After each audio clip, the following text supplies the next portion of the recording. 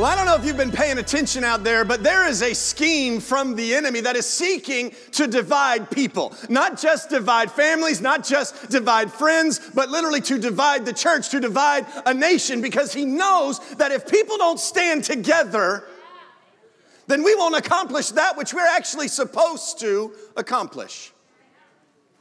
See, I actually believe that our churches are called to be beacons of light in our country. I actually believe that our households are called to be beacons of light in our neighborhoods. And I actually believe that our nation is called to be a beacon of light in the world. But if we are divided,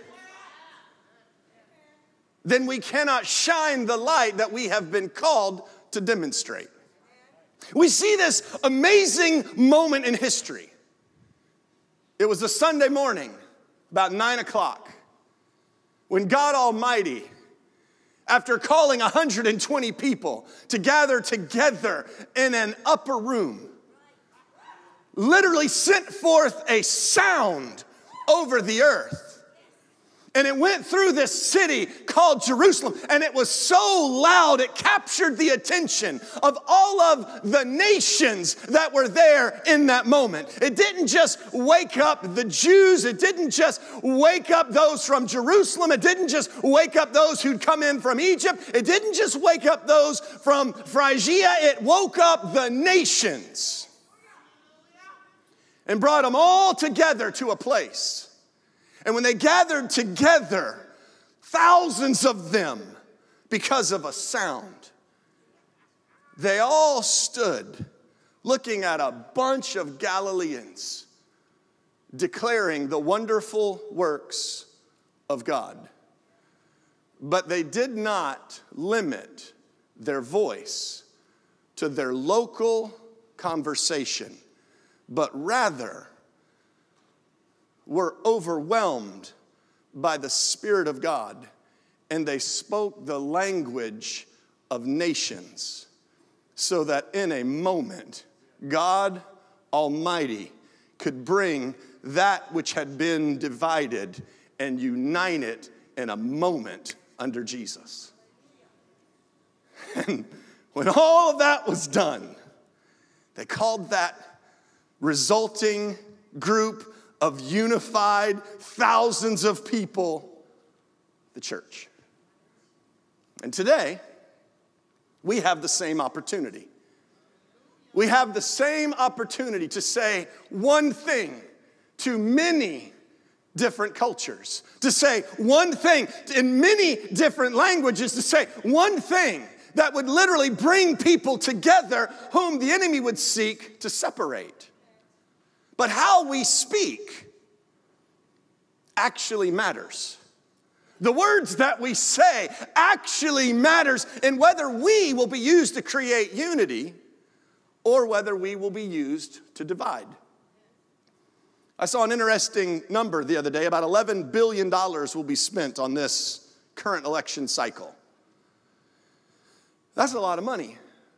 And when you think about it, all of that money is being spent by one side to literally tear down the other side in an attempt to elevate one side above the other side, which makes sense. It creates a competitive advantage. The problem is when we, the people on the other side, who are simply hearing what is being told us, who are simply seeing what is being shown to us, the same division that they are seeking to create is actually happening in us.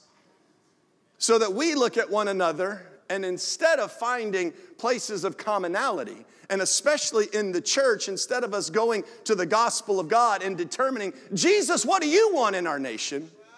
We just become one of those who have been inspired by billions of dollars being spent to divide us. And so we, instead of being ambassadors of God, become ambassadors of a party.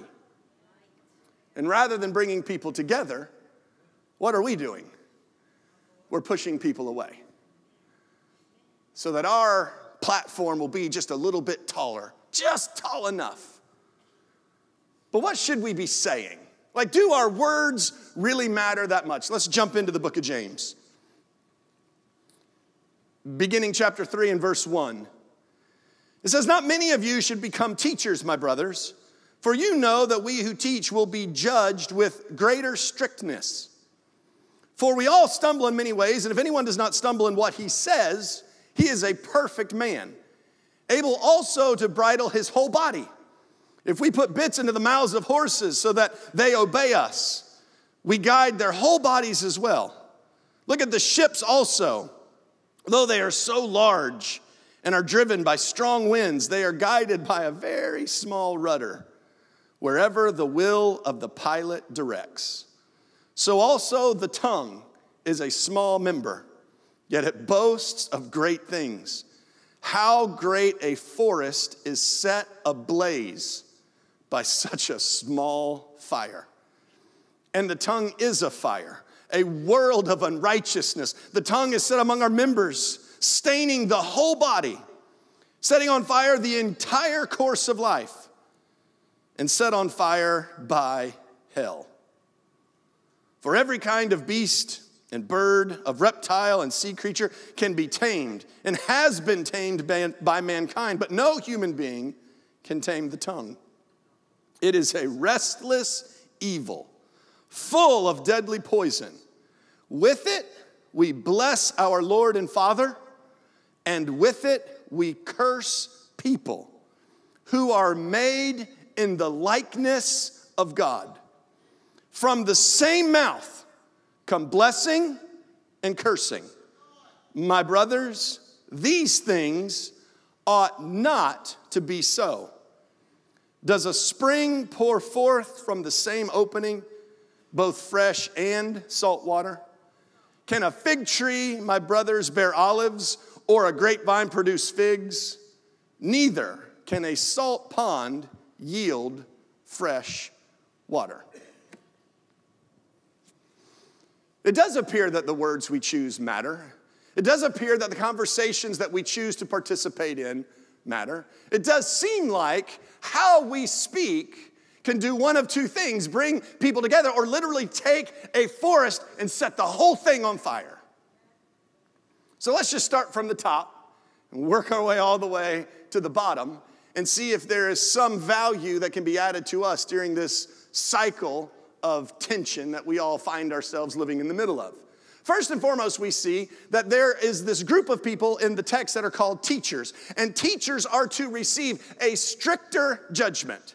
Now, what that means is people who are over us, who lead us, people who are over us, who guide us, people who are over us, who teach us in how to think about certain things. Those who teach, they will actually receive a stricter judgment.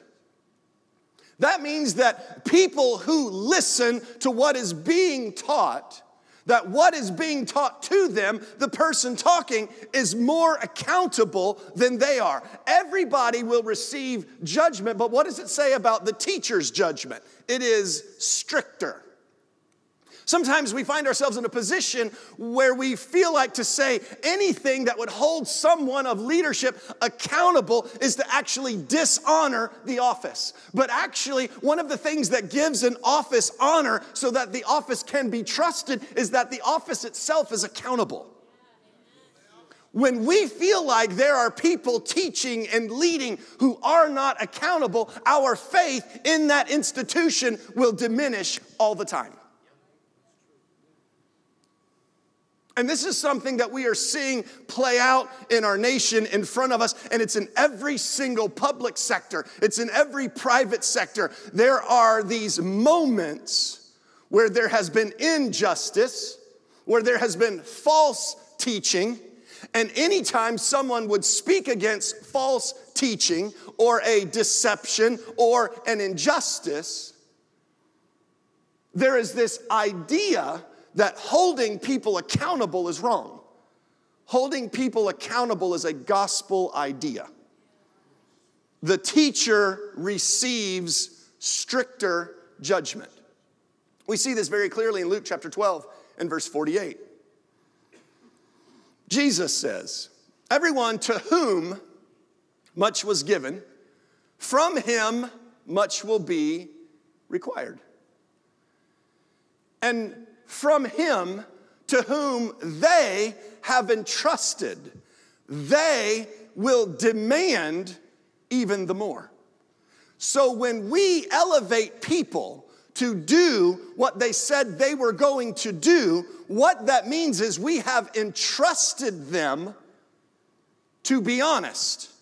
And when we find them being honest, then what happens? We demand even more from them. Why? Because they have shown themselves to be trustworthy.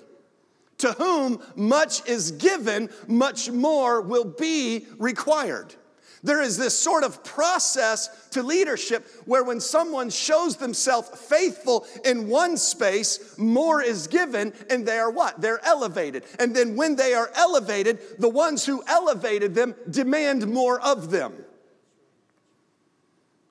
For you who are at work and you're kind of like looking for promotion, I just want to encourage you for a minute. It doesn't seem to be an uncommon idea where more will be given of someone before, more responsibility will be given to them before more money will be given to them. And sometimes when we get more work on us, our boss might trust us and we do that work and we're willing to do it for a day or a week. But if it goes past a month, then all of a sudden we want to be rewarded more. Could I just say, I am not trying to create any kind of an environment that would exploit you. But it might be a good idea to not quit before you get the reward after the trust. You might be trusted with more before you are rewarded for the trust that has been given you. But if that promotion is from God, it's not because of manipulation, it's not because you were just flattering the boss. If that promotion is from God, you will not only be trusted with more, you will be rewarded with more. But we have to be faithful in that space. But let me get back to my point, because my point is about holding people accountable. Leadership should be accountable. And what seems to be a growing habit of us is that we tend to elevate people these days, and then we don't want to hold them accountable. But then we want to hold accountable people who aren't leaders. There's this strange conversation where we aren't holding leaders accountable, but we're holding athletes accountable.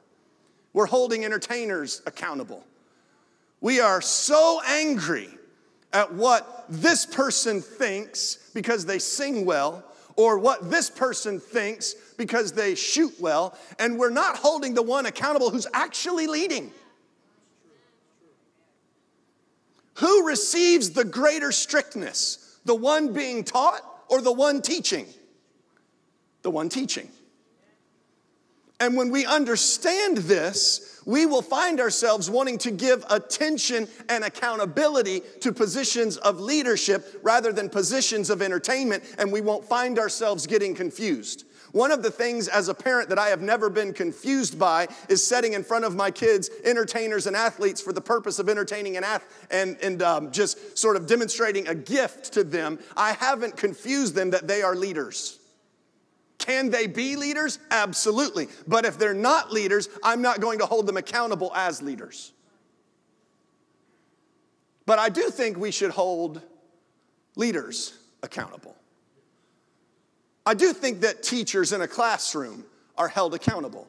I do think that professors in colleges are accountable. I do believe that law enforcement is accountable. I do believe that politicians are accountable. I do believe that preachers are accountable. I do believe that moms and dads are accountable, that we can't just live however we want to, making one demand of the group of people whom we are supposed to be serving and then live completely differently. Accountability actually matters. But we have sort of allowed a conversation to surface that sounds a little bit like if we hold someone accountable, then we are dishonoring their office. That's not true. That is not true. We are not saying that the office of the teacher is dishonored because the office of the teacher is accountable. We see this rampant right now in the Catholic Church. 1,700 priests have been guilty of exploiting kids. 1,700. Should they not be held accountable? Of course they should. Does that mean I dishonor a church because I hold its priest accountable? No. That church has greater honor because of the accountability. Is a political office, am I dishonoring the office because the leader is held accountable? No. Absolutely not. There was an old English writer that made this statement. He said, if the priest whom we trust fails in that trust, it is no wonder that a common man should rust. But we have come to a place where we're selecting leaders who don't qualify. And because they don't qualify, we have nothing to hold them accountable to. And when we put people in positions who don't qualify to hold those positions, we will continue to see the nightmare that we are currently seeing. Like when people talk about, should the church vote? Of course the church should vote.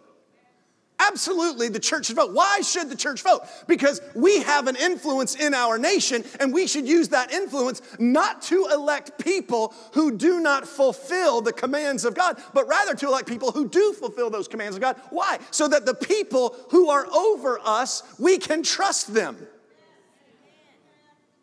If I'm going to pray for someone, I want to be able to trust them. Let's look at it like this. 2 Timothy chapter 2, 1 Timothy chapter 2 and verse 1.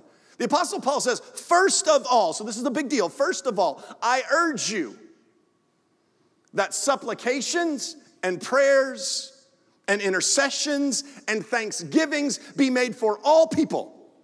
How many people is that? All of them. The ones you like? 100%. The ones you don't like? Absolutely. The ones you can't stand, the ones you won't even watch on television, as soon as they start talking, you turn the channel. Pray for them too.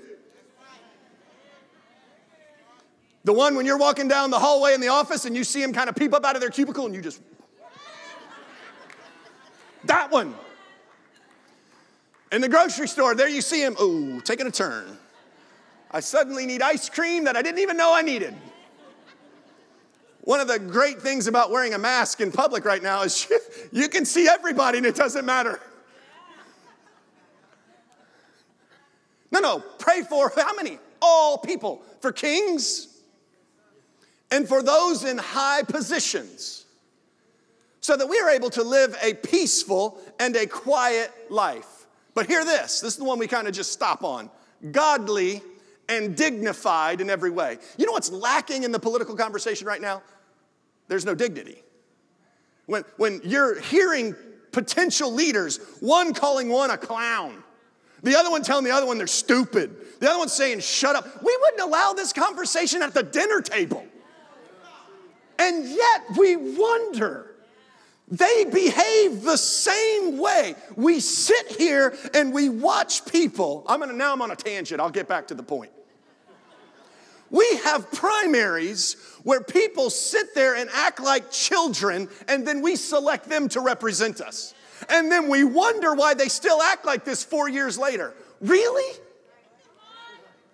We watch them act like this for 40 years in politics, and we wonder why they would say something like that at a presidential debate. We wonder. We wonder. And then one side, the other side's so nasty. The other side's so nasty. It's all a train wreck. All of it. 100% of it. But here's why. Because we are complaining more than we are praying. And the reason, though, that we are complaining more than we are praying is because we have selected leaders that do not qualify. And when we keep selecting leaders who do not qualify, we will continue to complain more than we pray, because their actions will not inspire our prayers, but their actions will inspire our frustration. Why? Because frustrating people frustrate us.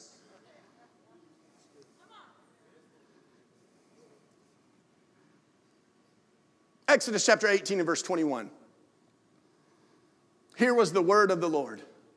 Look for able men from all the people, men who fear God, men who are trustworthy, men who hate a bribe. Fear God, trustworthy, hate a bribe, and are able. They have to qualify. Then it says, take them and place them over people as chiefs of thousands and hundreds and fifties and tens. When the church was told to go select leaders that would be within their congregation in Acts chapter 6, he said, I want you to find people who are full of wisdom and who are full of the Holy Spirit. People who have a good reputation. We wonder why they behave badly. Of course they behave badly in office. They behaved badly in life. This shocks us.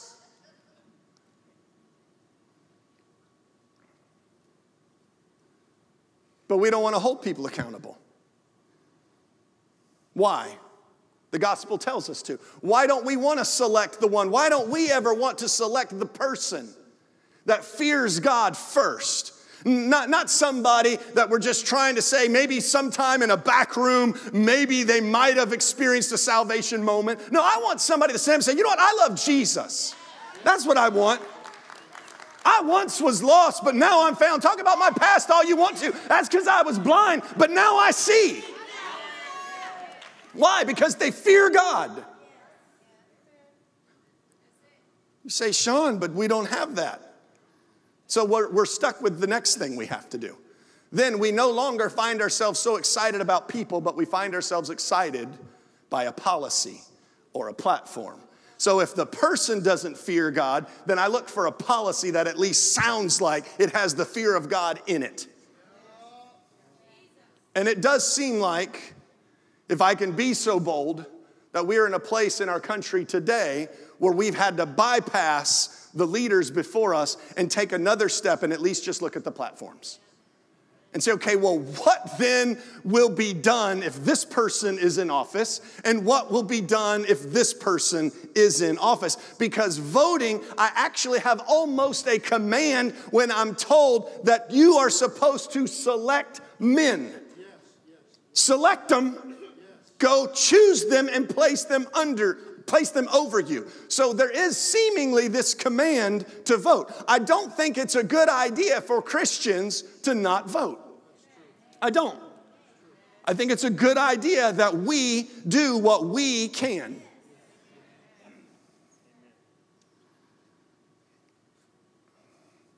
But we absolutely have to hold them accountable. We absolutely have to hold people accountable for the thing that we have selected and elected them to actually do. Because when they don't, here's what happens. Remember that little piece about hating a bribe? You're supposed to select somebody that hates a bribe. Now, when we act like, oh, it doesn't really matter who I vote for, it doesn't really matter what happens or doesn't happen. I'll get to the God's still on the throne part anyhow. I think you know me enough to know God's still on the throne. But let's just talk about some misery that might happen while God's still on the throne that didn't have to happen because they selected leaders who were wrong. Let's just look at that. Micah chapter 3 and verse 9. God says through the prophet, hear this, you who are heads of the house of Judah and you who are rulers of the house of Israel. So he's talking about leadership here. I need you to hear this. Those of you who detest justice, they're a head, they are a ruler. And there are those who are heads and rulers who detest justice, who make crooked all that is straight.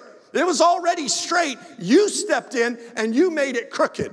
It says you build up Zion with blood and you build up Jerusalem with iniquity. There is the possibility to have success and prosperity, but it's not done according to the blessing of God. They had a building up. They had a prosperity. They had a success, but it was because of iniquity and bloodshed. And God said, I'm not looking for you to have success and prosperity through bloodshed and sin. But those of you who do that, who make straight things crooked, who detest justice, he goes on, here's who you are.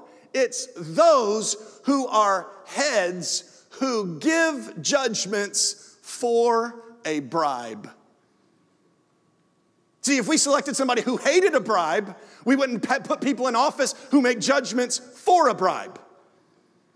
And then he says, and you have priests who teach for a price. That's basically preachers who will not say what they have to say from the gospel because they're afraid of what it will cost them. Because if they say something from the gospel, that will offend somebody. And when that person gets offended and walks out, now they drop in numbers, now they drop in money, now all of a sudden things don't look the way that it's supposed to look. And so they say things that just people want to hear. What is that? That is a priest teaching for a price.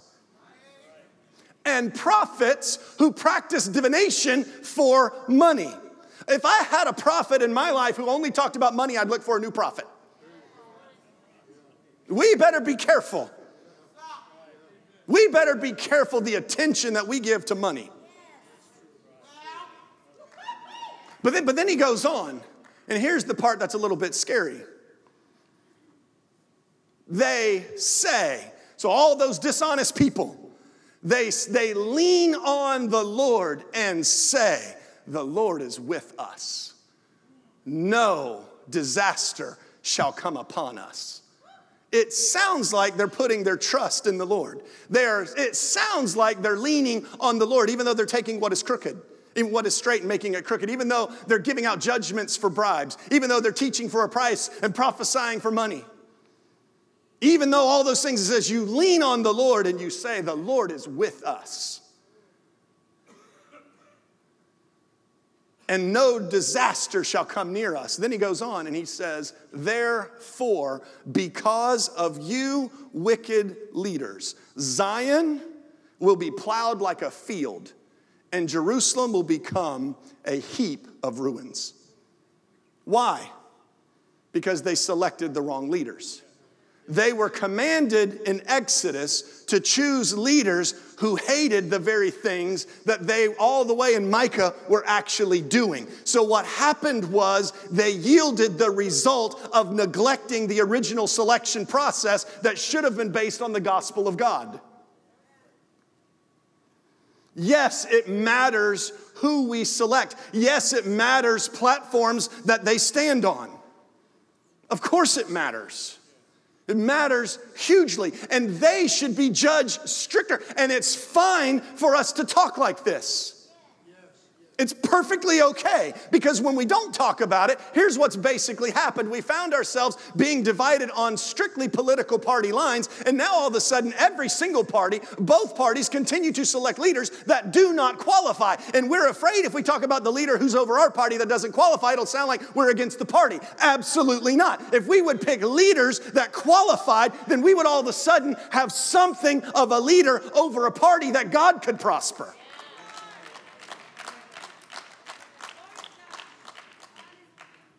But let's push it into another level. Because yes, they are accountable. But you know who else is accountable? We are. We're accountable.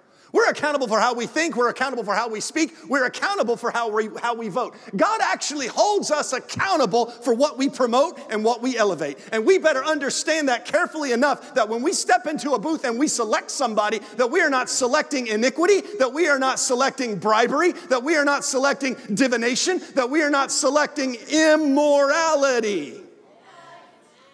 Why? Because we are accountable. We see this very clearly in 1 Peter chapter 4 and verse 17. One of the best friends of Jesus said it like this. He said, judgment begins in the house of God. And if it begins in us, then what will come of those who disobey the gospel of God? Where does it begin?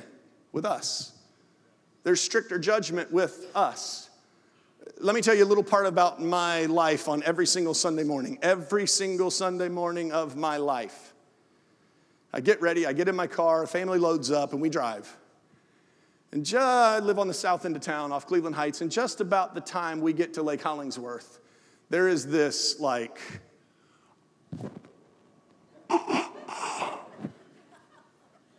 feeling that overwhelms me, where I feel like I'm sick. Every Sunday morning of my life. It's how I live every single Sunday morning of my life. And with my hands on the steering wheel, I just go, whew. Why? Because I understand that I'm accountable for every word that's about to come out of my mouth. Not just to you, but accountable to the King of Kings. and the Lord of Lords. And sometimes people ask me, are you nervous? I'm like, I'm terrified. And they're like, oh, it'll get better. I hope it never gets better. I hope it never gets better. I hope that the severity of what I'm about to say always has such a weight that it almost chokes me every single Sunday morning. Because if I ever find myself where I am functioning without that, then I'm functioning without the fear of God. And if I function without the fear of God, then I am what? No longer able to be in this position. So I'm not saying that you should feel that every time you open your mouth. But maybe before you post something, maybe there's just that, is this the right thing? Maybe before you see something and just speak, maybe there's the weight of, is that the right thing? I mean, when I drive by and there's a Biden-Harris sticker and somebody like, should I kick it over? Should you tear the Trump flag down? I mean, what should we say? What should we do? We see people with shirts with the other party, and I'm extreme. I'm very conservative. I know I don't always sound very conservative. I'm very conservative. And so there are times that I see people like from the other side, and if I don't even know who they are, I just see a shirt or a button. I'm like, is that right? Of course it's not right. And here's the thing. It's not only not right, it's got to be fixed if we are going to be used by God to do the things that we're supposed to do, and political parties just sort of fall by the wayside. Do you feel accountable for what you say?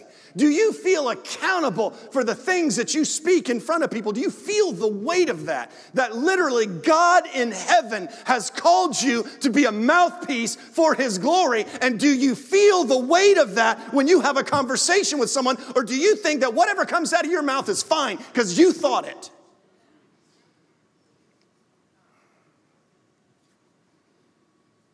No, man, we're accountable.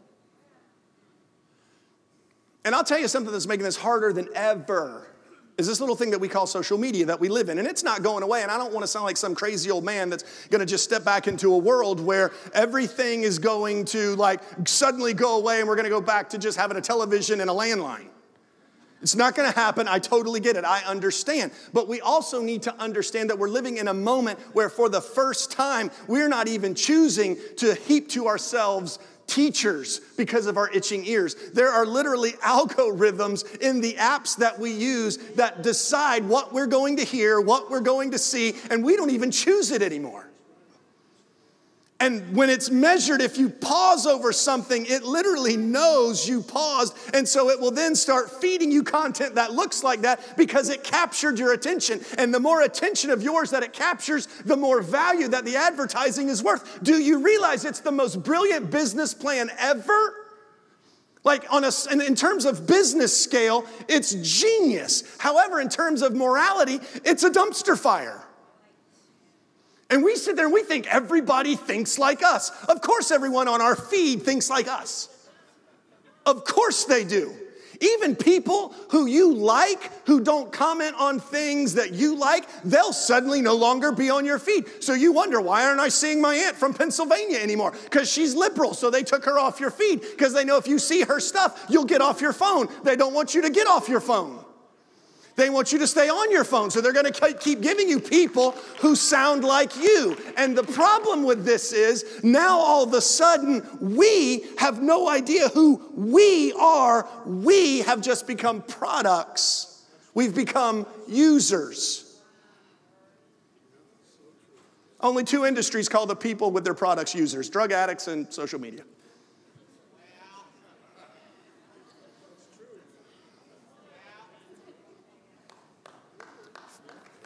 2 Timothy chapter 4 and verse 3 says it like this. The time is coming when people will no longer endure sound teaching. I want to sit there for a minute. You have to endure sound teaching. Sound teaching isn't something you want to hear. Sound teaching isn't always something that you want to heap to your ears. Sound teaching is something that you endure. What that means is it's teaching you something. You're hearing something that makes you uncomfortable. You're hearing something that might be frustrating to you. You are hearing it. And you have to endure it. The time is coming when people will not endure sound teaching, but having itching ears, they will accumulate to themselves teachers to suit their own passions, and they will turn away from the truth, wander off into myths. Now, when the Bible uses the phrase turn away, that's not a good phrase. What is repentance? Turning back. Repentance is turning back. What is sin? It's turning away. It's not just a simple little deception. It's something designed to turn you away from the gospel of God. And when we turn away from the gospel of God, we wander into myths. And now when we're living by a myth, we're running our families by a myth. We're running our companies by a myth. We have relationships according to myths. We worship according to myths. We vote according to myths. Everything is a myth. Everything is a deception. And we're so deep into the middle of it, we do not know. And so the Apostle Paul says to his student Timothy, he says, but you be sober-minded. Be sober-minded. This is actually the truth. If I see a revival and a bunch of people in line have InfoWars shirts, I'm not going to the revival. If there's a bunch of people who are hanging out listening to Alex Jones all the time and they find something coming off that platform attractive, that's probably not something I need to hear. I think conspiracies are ridiculous. I think they are literally ruining people's lives. I've watched people jump into tax conspiracies, business conspiracies, and next thing you know, their marriages are a wreck, they've lost their job, they're living in a tent somewhere, and they think they've become enlightened or woke or whatever, and it's a disaster. What happened? There was a moment that they quit enduring sound teaching, and they turned away, and they wandered off into a myth. Be sober-minded. What creates sobriety in the life of a Christian? The gospel of God. And it does it every single time. Every single time. So yes, our leaders are accountable, but we also are accountable. And we need to understand that so that what we hear is sound teaching so that we speak soundly. Because when we speak soundly, here's what happens. It does not create the division that we think needs to be created. When what you say is seasoned with salt, are we called to be salt or not? Absolutely. So then he tells us later, our teaching is to be what? Seasoned with salt. Why? So that it preserves. The point isn't to push away. The point is to bring in. So even if we believe the right thing, we can say it the wrong way and push people away instead of invite them in.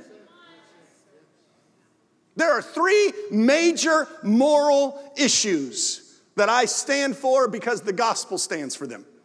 Three major moral issues. One is the right to life. I am uber pro-life. Uber pro-life. One of those crazy extreme pro-life people. The other is I do not support the agenda of the LGBTQ communities. We talked about abortion last week. We will talk about sexual preference and or orientation next week. And the third one that quite frankly gets ignored in most conservative movements is social justice. I don't know why. I don't know why. I actually don't understand it. Somebody came up to me and they said, "What's your position on Black Lives Matter?" I said, "It's real simple. Black Lives Matter." Whoa, but what is it? What do you mean, what is my position? Well, what about blue lives? Sure. What about all lives? Sure. But you asked me what was my position on Black Lives Matter. And Black Lives matter. They matter. And when the church figures that out, and when the church speaks truth in kind of just veiled, hidden ways, all of a sudden we'll embrace every single one of our brothers and sisters instead of just a few.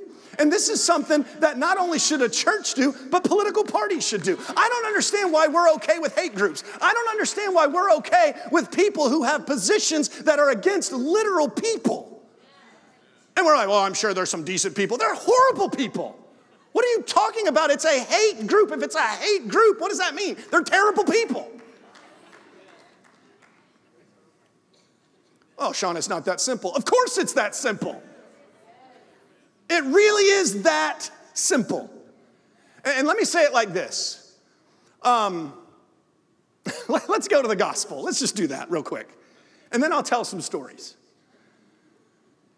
Numbers chapter 12, verse 1 says that Miriam and Aaron spoke against Moses. They spoke against him. Here's why, though. It said Miriam and Aaron spoke against Moses because he had married a Cushite woman. And they said, does the Lord indeed only speak to Moses, or has he also spoken through us? And the Lord heard them. Now, hear what they said. Does the Lord only speak through Moses? What's the answer? No. Has the Lord spoken through them? What's the answer? Yes. That was a right position that they were declaring. That was a right idea. They were desiring for God to speak more through them because they wanted to be used by God. Is that a good thing? Absolutely. 1 Corinthians chapter 14, the Apostle Paul says, desire spiritual gifts, especially to prophesy. So they were desiring to prophesy. They were desiring to be used by God. It was a good thing. But why did they want to? Because they were mad that he married somebody from Africa. What they wanted was right, but the reason they wanted it was wrong. And when we say things that might sound right, but they're just exposing a veiled mess in our heart, that's something we have to fix.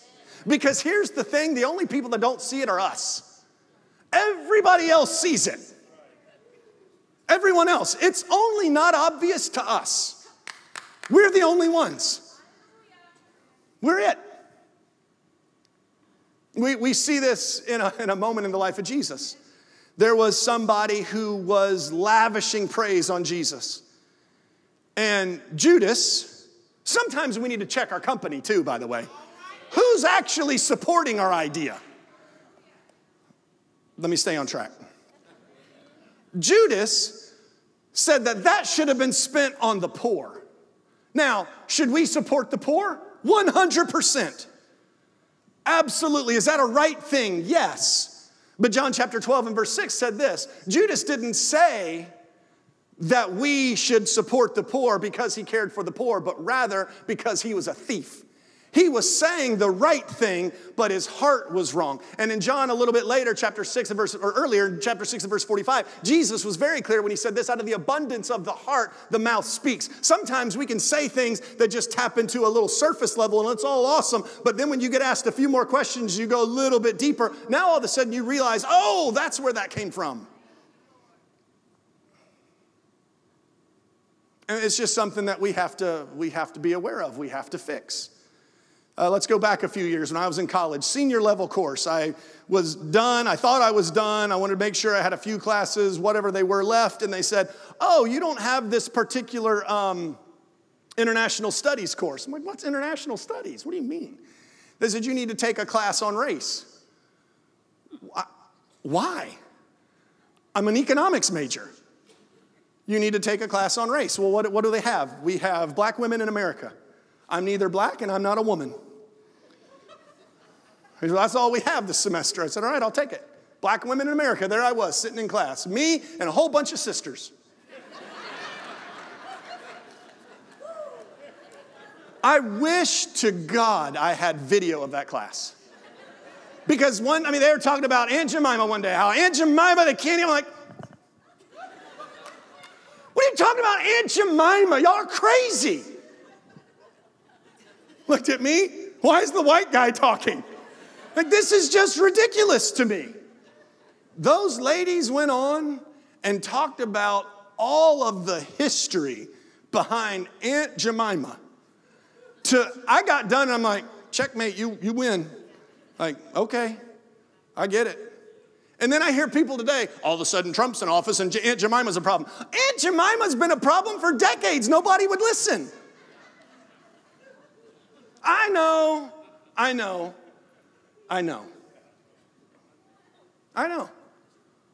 But here's the thing. It was waking up things in me that I didn't know were there.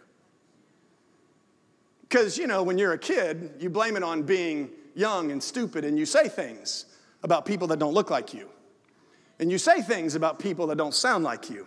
And then you get a little older and it's, oh, no, I like black people. You know, the ones that act like me. What does that mean? Oh, I have a black friend. Good for you.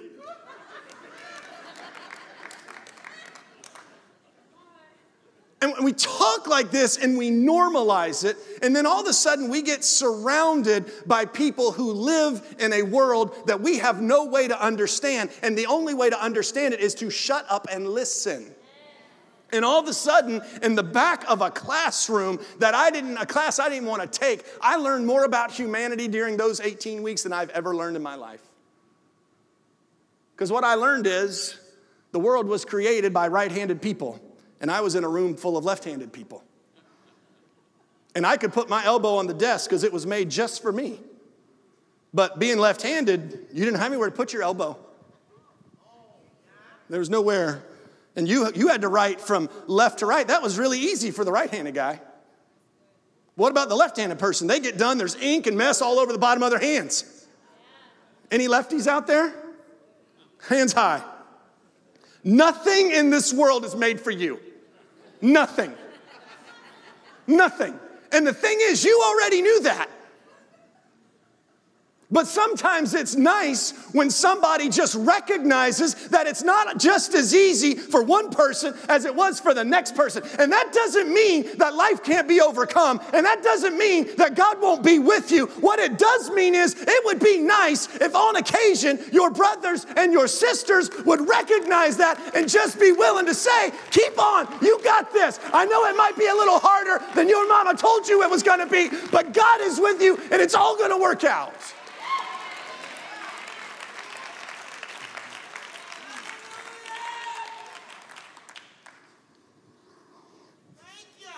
There was another message by Dr. Frederick K.C. Price.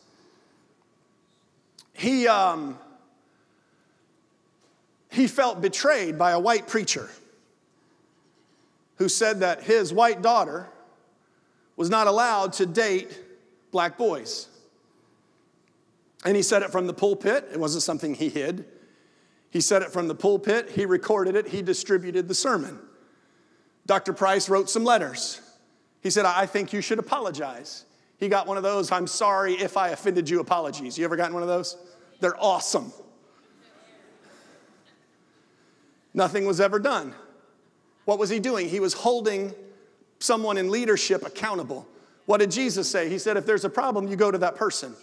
If they don't listen, you go to them again, but you take 2 or 3 people with you. If they won't listen to that, then what do? Now you go before the church. He followed the process of accountability. Let me just say, there's absolutely nothing wrong with protesting. The problem with protesting is when we sin to protest. We don't have to destroy stuff, tear up stuff, make huge messes in order to say this is wrong. It's actually possible to just say this is wrong. I don't have to disrespect a police officer who's protecting me in order to complain about one who didn't.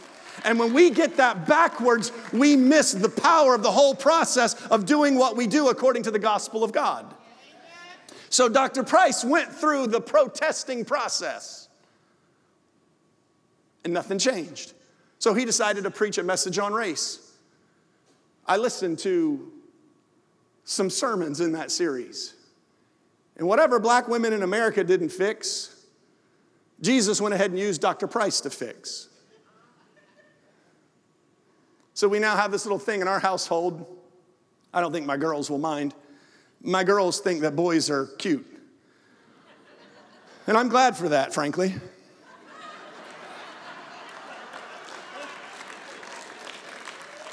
As long as they don't mistake that for meaning that one day they are allowed to get married, then we're fine. So we were using characters from the MCU, the Marvel Cinematic Universe, and which ones, girls? I like to know their tastes. So I know when I'm in a room, I can decide, okay, we're not getting anywhere near that kid, we're not getting anywhere near that. We'll go stand by that guy. There's no problem there. It's a parental strategy. And so I'm like, all right, let's do top 5 MCU characters. And it was kind of almost a dead heat between Chris Hemsworth, who plays Thor, and Michael B. Jordan, who was the villain in Black Panther. So here I am. If this was 30 years ago, There would be preachers who would say that if my daughter thought this young man was attractive, they wouldn't be allowed to date him. And that's okay. And we lived in that world for decades, and we thought it was okay. Actually, in this nation, in this state, we had a law that said it was illegal if you were a black man or a black woman to marry someone who was white. And then when we white people would get really confused and frustrated and say, well, if they're white and black, why don't they ever get called white? Why are they always called black? Why does President Obama have to be a black guy? Isn't he a white guy too? Why does Kamala Harris, is she a white person too? Well, actually, according to the rule, if you had one drop of black blood in you, you were called black. So that was the rule from a long time ago. So everybody's just following the rules. Again, I'm not trying to offend. I'm trying to make aware. And so if my daughter thought this young man was cute, she wouldn't be allowed to date him simply because of the color of his skin. Of course, that's not okay. And it took the church a really long time to figure that out. Took the church a long time to figure that out. And the world figured it out a long time before. And you say, well, but erase it all. Erase what you heard. You go back to the gospel. They spoke against Moses because he married an African woman and they didn't like it. What does that mean? That means it's fine. And we do the same thing with brown people, and we do the same thing with Asian people, and we as white people sometimes do the same thing about anybody that doesn't look like us. Why? Because we're living in a right-handed world that we created and we're not thinking about left-handed people. But listen here, the gospel does. The thing is, the gospel of God thinks about all people. Why? Because Jesus died for all people. I got this, it was so huge in me one day. I was at this school, and this school served a very impoverished area. And I had the privilege of preaching at this school, private school, Jesus-loving, spirit-filled school. And they asked me to come to their Christmas production. And so there I was, sitting in a pew. And it was this whole story of Jesus. And then when it came time to depict Jesus on a cross, the young man who was playing Jesus was black. And I turned and I'd never seen a black Jesus before. I mean, he's white with blue eyes and brown hair, right? And here comes black Jesus. And it was like all of a sudden in me, I just began to weep. Because I saw we're all created in the image and the likeness of God.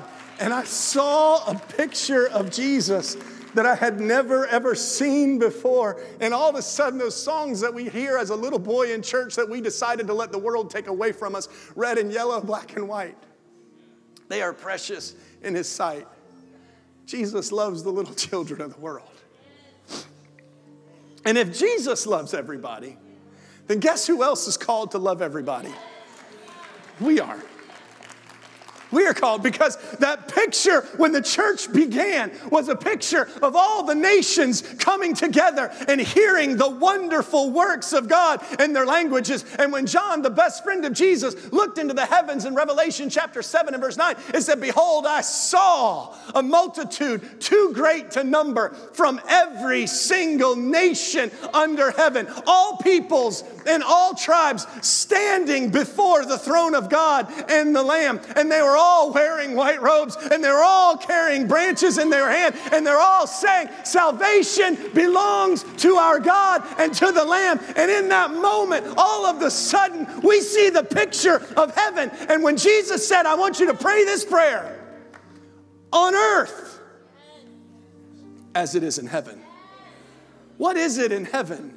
It's red, it's yellow, it's black, it's white. What is it on earth? It's red, it's yellow, it's black, and it's white. And so when we come to a place where we can't see someone's hurt, and we're more bothered by broken glass on the street than a dead man lying on the road, we better be careful.